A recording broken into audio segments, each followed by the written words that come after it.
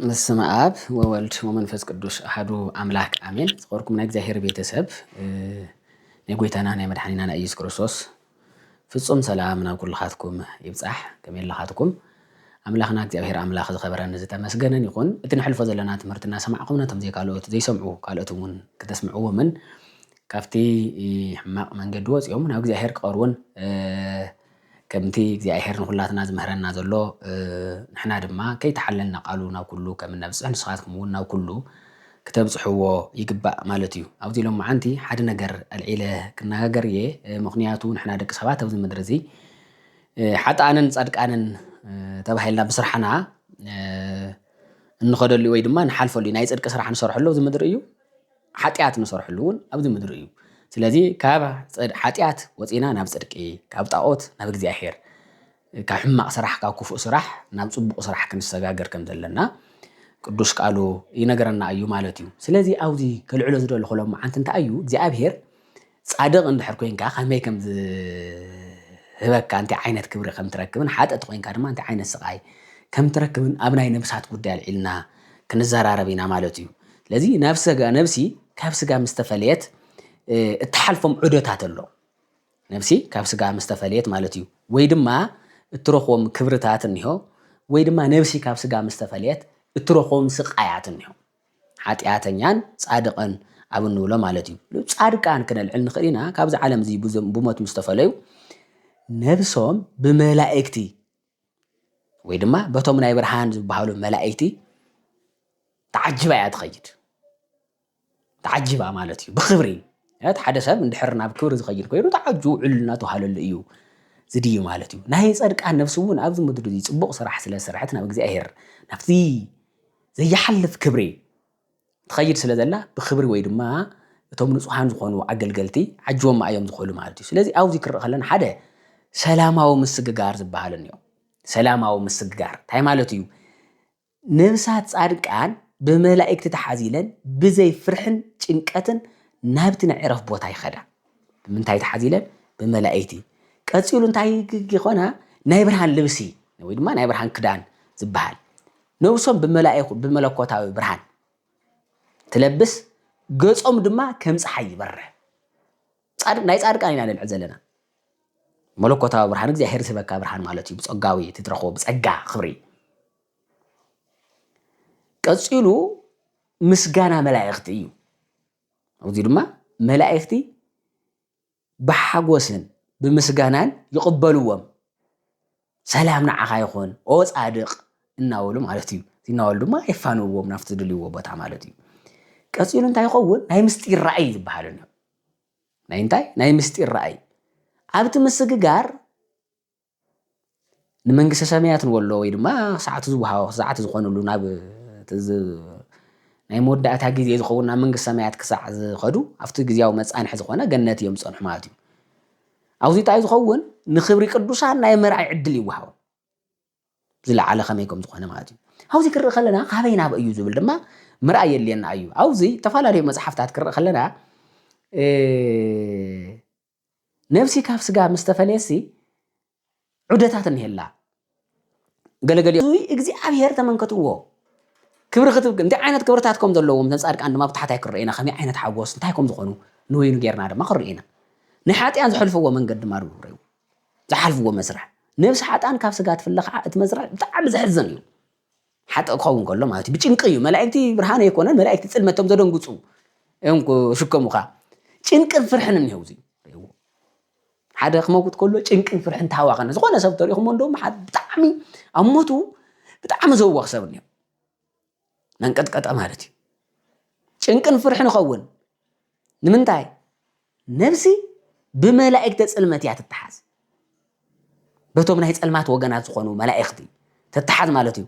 እቶም ኣጋንንቲ ድማ ርእይዎ ዝኹሉ ናብ ሕማቕ እናስርሕዋ ነይሮም ሽዑ ምስ ሓዝዋኸ እቲ ዝሰርሐቶ ስራሕ እቲ ዝገበረቶ ተግባር እናምፁ ንኽትጭነቕ ይገብርዋ፣ ይፈራርሕዋ። ከምዚ ደገበርካን ከምዚ ደገበርክን ከምዚ ደገበርክን እዚ ዝመስል ሓጢኣት ትገብር ነርኪ ናኩም ዝመሰለ ተኣቱ ነርኪ እጋርኪ እዳውኪ ዕንጥቂ ዝመስል ይገብር ነይሩ ንፈጣሪኻ ክሒድክዮ ከምዚ ብጣዕሚ ዝፍርሕዋ። እንታይ ይኸውን? ጭንቅን ፍርሕን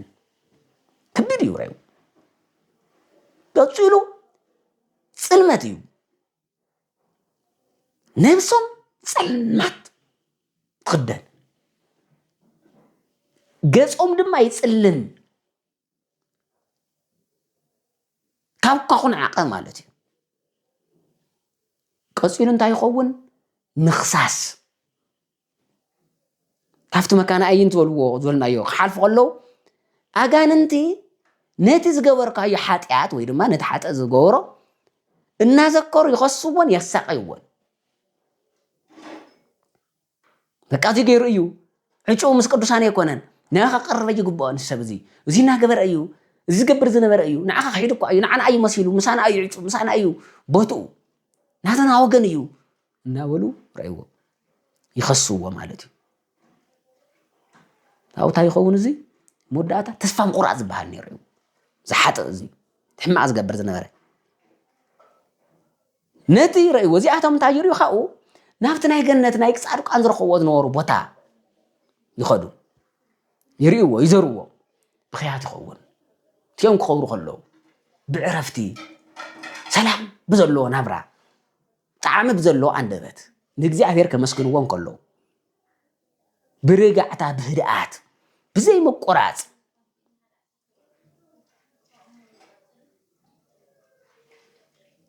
بزماري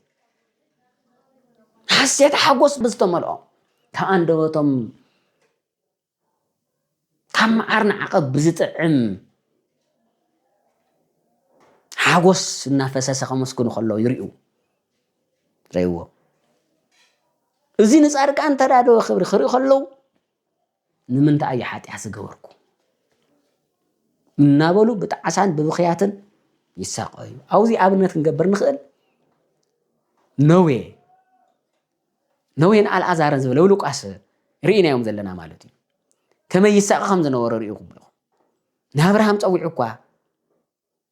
بس ما يتتحيز لكم من على أزار سدد اللي زولو مالتي وزي تقلل نجارين أو سمعنات بتعمز خبادة دماريو سلازي ناي حات نفسي نام مكرايا نفس قايو بحفش غير خلنا جن صارك أن بخبرنا عرفت خدو حتى عندما بردت نفس أي خدو وذ كله عرفت مودة أتاز خون فرد دماريو زجدد دماز في السمي مودة أتفرد في السمي لما تمكتو وذ كله نجارات النار صارك أنتو هذا نجار تعرفتي ناي مج السمايات نابران أنا فوقه ناو خوي بتعسى نفتح مع سج مكرا يوردوا مالتي ስለዚህ ኩራንን እዚን እሽተን ቅንስ ሰቢለ ዘምጻኹልኩም ነገር ይምበር ክንደይ ክረን ኸሊና ግን እስክንፈትሽ ንሕና አምንታይ ነና ግዜ ስታይ ይመስልን ነዚ ሓፂር ግዜ ሲ ንረኹ ሓጎስ እንሄዶ ሓጢያ ሰሪሕኻ ስትረኹ ሓጎስ እንሄዶ ታይ ስምዐካ ኣብ ጽድቅ ነርካኸ ታይ ስምዐካ ጻድቕ እኮ ዋላ ናይ ምድር መከራ እናረኸ በቲ ዝሪኦ ተስፋ ብጣዕሚ ሕጉስ ይዝኸውን حتى إذن كل جزء حاتيات قوات حاتيات متفصمة نابخينا تتعاسى يتغير مخنياتو إتم ذا سرحنا زلو تسفاز هو زي يكون استسفاز غورز إياه إتم نأوز جنحنا زلو قتل تنبر هيوت هو يكونن ويد ما هيوت وصل يكونن إذا أرك أنا جن مكرنا بس حكان هلا قا إتم مسخ زلو زي صنع عنو سل زخانو تسفاز هو سل زخانو نبي جزء هير سل زخور يوخا إذن أي جزء أبي ربوتا ويد ما تنعقد تدالو خبري نأخذ أمت سل زعد مخا انت اخذ خون بزبص حكا مكرا ندحريت يتفل انات حقوس كا اخذ قبله مالتي نوزي ابنت كوننا زقل حواريات من قدي خرن خدينا زبصحم زنبره مكرا زبصحم زنبره سقاي كندي نغرات يوصحم جن امعد يوم يريو وسل نور ملائكه دما يرغاغعوا من يردوا من سل زنورو እና ወሰዱ ቆይሩ ወሳሳል ሳይሰማይ በጽሕ መጽ ዝበሉን يريو من يوم ንምንታይ እዚ ዝኣክል ተስፋን ሄካ እዩ እዚ ዝኣክል ክብርን ሄካ ይትقبل ዘለኻት መከራሲ ንኾንተ ይኮነን እቲ ተሰቃይ ዘለኻ ስቃይ ስስቂሎ ይኮነን ዝበለጸ ክብሪ ስለ ዘለዎ እዩ እንተ ሓወይ እንተ ሓፍተይ ኦ ጻድቕ ንስኻ ንኡድ ክቡር ኢኻ እግዚአብሔር ንኸመይ ዝመሰለ ክብሪ ሓጺውካ ከም ዘለዎ ተስተውዕለለካ እናውሉ ቦታኻ ድማ እዚ ዝመስል እናውሉ ዘርእዎም ብራእያት ነይሮም መጢቆም ዝወስድዎም ነይሮም ማለት እዩ ስለዚህ ኣነ ንስኹም እውን እንደ ዓይነት ክብሪ ከም ዘለና እዞም ተስፋኻ ዘሓጽሩ ተስፋ ዘጸልሙቱ ኣብዚ ምድሪ እዚ ክትበክን ተደፊኻ ክትነብርን بعلمنا حتى أتيمس بعلم ما زخصوا ንምንታይ ዝገበርካዮ እናበሉ ብሓጢያት ማሬርካ ነብስኻ ክትጎድእ ዝገብሩኻ ምስኣቶም ዘይኮነስ ወዲካ ተስእይኻ ሓጢያት ተሰርሕኻ እኳ ዝመስል ክብሪ ንሄካ እዩ ተሓፂብካ ንዓ እናበሉ እናወጠጡ ዘተስኡኻ ንኣቶም ክትመስል ብትናቶም ክትከይድ ይግባእ ማለት እዩ ስለዚ ክቡራት ኣሕዋተይ ሓተይ ኣቦታተይ ኣዴታተይ ኩልኹም እግዚአብሔር ንዓይ ንዓኹም ይደልየና እዩ ክብረ ዳሊልና እዩ ከመይ ዝመሰለ ክብሪ እኳ ከም ዝኾነ ርአዩ ሸላሊሙ እዩ ዘትስእካ እግዚአብሔር ክትወድቕ ከለኻ ኣማዕሪጉ እዩ ዝወስደካ ይቕበለካ እዩ እግዚአብሔር ኣብ ኩሉ ዓለም ብዙሕ ዘለና ብዙሓት ተስፋ ቆሪፅና ተፈላለዩ ነገራት ጌርና ሓጢያት ሰሪሕና እዚ ኮይና ኢልና ከነመኽነ ንኽእል ኢና ግን እግዚአብሔር ዝገበርካ ተትገብር ንዓናበይ ኣነ ከፅርየካ እየ ኢልካ እዩ ካብዚ ዝዓቢ ተስፋ ዝህብ ቃል የለን ካብዚ ዝዓቢ ዘበርትዕ ቃል የለን እግዚአብሔር ኣብ ዝመፀሉ ግዜ ንኸይትዋረድ እግዚአብሔር ኣብ ዝመፀሉ ግዜ ክትከብር ንስኻ ሎሚ ምስቶም ጻድቃን ክይድ መንገድኻ ኣስተኻኽል ኢሉና እዩ ስለዚ ውርደት ተጎልዩና ጸልማት ተጎልዩና መፍርሕን መርዓድን ዝኾነ ነገር ተሸኪምና ወይ ድማ ስራሕ ሒዝና ከይንኸይድ እዩ ዝወሃበና ዘሎ ትምህርቲ ማለት እዩ ስለዚ ርእይዎ እግዚአብሔር ሽኩም ኣብዚ ምድሪ እዚ ኮነ ዝኾነ ዓዲ እንድሕር ከይድካሲ ንሕማቕ ተዘጎንየካ ሰብ እኒሄው ዘርእየካ እዚ ሕማቕ ቦታ እዩ እዚ ድማ ፅቡቕ ቦታ ርእዮኩም ዝመሰሉ እዩ እዚ ከምዚ ገይሮም ሰርሕው እዮም ንእገለ ዝመሰልዎ እዮም ደቂ ሃፋቶም እዮም ከምዚ ዝዝናነዩ ድኻታት ድማ ከምዚ እዮም በቃ የእትውኻን ገንዘብ እንድሕር ዘይብልካ ፕሮቶኮል ክሓሊኻ ኢኻ ናብ ከምዚ ተኣቱ እዚ ቃ ትገብርና የርእዩኻ እዮም እዚ ከዓ ናይ ነገስታት ቦታ እዩ ከምዚ መሰሉ እዮም ዝኣትውዎ ፍሉጣት ሰባት እዮም ዝኣትውዎ ክንዱዚ ሃፍቲ ዘለዎም እዮም ከምዚ እንድሕር ዘይብልካ ናብዚ ክትፅጋዕ ኣይትኽእልን ኢሎም በቃ ርእይዎ ግን ንስኻ እንድሕር ተሰሪሕካ እንድሕር ከምዚ ጌርካ እንድሕር ከምዚ ጌርካ እዚ ክትኣቱ ትኽእል ኢኻ ንእገለ ክትረኸቡ ትኽእል በዚ መሰለ መንገዲ እዩ ይብሉኻ የጎብኑኻ ይርእዩኻ ማለት እዩ ናብ እግዚአብሔር ክትቀርብ ከለኻ ድማ ናይ እግዚአብሔር ስራሕ እንድሕር ሰሪሕኻ ወይ ድማ እግዚአብሔር ዝበለካ እንድሕር እሺ ኢልካ ፈፂምካዮ እግዚአብሔር ነቶም ቅዱሳን ሓረ ኣርእዮ ኸይድ ይብለካ ርእዩ ነቶም ገነቶም ጻድቃን ዘርእይዎም ዘለዎ ቦታ ትርእይዎ ኣለኹም ቅዱሳን ንሓሰሉ ናበይ ከም ዘወስድዎ ነቶም መላእክቲ ናብ ገነት ይወስድዎን ነቲ ፅቡቕ ዝነበረ ነቲ ሕማቕ ድማ ይርእይዎም እዚ ይርእዮ ሕማቕታት ትገብር ነርካ እግዚአብሔር ዝበለካ ተዘይትፍፅም ነርካ ንእግዚአብሔር ኣምላኽካ ተትኽሕዶ ነርካ እቶም ዝኽሓድዎ ከምዚኦም ዝቕፅዑ ዓመፀኛታት እዮም ስለዚ ናብዚ ኣንተ ኣቲኻ ናብዚኣ ምስግጋር የላን ክትወፅእ ኣይትኽእልን ነበልባል እዩ ይርእዮ ስቃይ እኒሄው ጉድጓድ እዩ ባሕሪ ሞት እዩ ነበልባል ዝኾነ ባሕሪ እዩ ዝኒሄው ስቃይ እዩ ብኽያት እዩ ኣብያት እዩ መደንገፅ እዩ በቃ ሰው ክንደይ ብኽያት ክንደይ ዘይበሃል ኢኻ ትሰምዕ ተንቀጥቅጥ ኢኻ ንኡ ክትርኢ ከለኻ ፍርሕ እዮም ጎቶም ጻድቃን እናኸሉ ከለዉ ይድንግፁ ጎይታይ እንኳ ናብዚኦም ኮነ ዕጫይ ንምንታይ ዘርእዮም ዘሎ እግዚአብሔር እዚ ተትኽገብር ነርካ ሕማቕ ተትገብር ነርካ ከማቶም ንዓኻ ትሽንዶ ነርካ ርእይዎ ስለዚ ንስኻ ዕጫኻ ወይ ድማ ዋጋኻ ቦታኻ እዩ ኣብ ከምዚ ቦታኻ ንዓርእ ይበል እቶም ኣለዉ ዝበሃሉ ነብርሃም እኒ ይስሐቅ እኒ ያዕቆብ ኣብ ዘለውዎ የርእየካ ናይካ ቦታ ከምዚ እዩ ምስኣቶም ኢኻ ተደመር መስዓቶም ትበሃል ብኽብሪ ብርሃን ገጽካ ከም ፀሓይ ደሚቑ መሽዑ ፀሓይ ወርሒ ድያ ክትለየካ ከም ፀሓይ ወርሒ ፀልሚትን እዩ ገለ ይትወለ የለን ብድሙቕ ኢኻ በዓልኻ ማለት እዩ ሓተ እንተ ኮይንካ ግን ርአዮ ንዓስኪ ክትከድ ከለኻ እውን ፀልማት ተጎልዩካ ኢኻ ፀልማት ተሸፊንካ ኢኻ ናንቀጥቀጥካ ኢኻ ብድፍረት እውን ወይ ድማ ብትውዓት ኣይኮነን ብንብዓት እዩ ብኣውያት እዩ ንዓውኻ ምኽንያት የከድካ እየ ነቲ ንዓስኪ ርአዮ እዚ ይበሃል ንዓስኪ ርአዮ እዚ ናይ ጻድቃን ቦታ ትርኢ ትናፍቆ ትደልዮ ሓርታት በቃ ግን ኣይኮነልካን ንምንታይ ኣብዚ ምድሪ እዚ ተመኺርካ ኣቢኻ ኢኻ ተነጊርካ ኣቢኻ ኢኻ ስማዕ ተባሂልካ ኣቢኻ ኢኻ ኣይኮነልካን እዚ ነገር እዚ በቃ እቶም ዓመፀኛታት ኣይብሉኻ ንስኻ ዳ እንታይ ኢልካ ናብዚ ክትከይድ ኣቢኻ እዮኮም ምድሪ ኩሒድካ ንዓና እኮ ሰሚዕኻ መሳና ኢኻ ክትሳቅ ይብሉኻ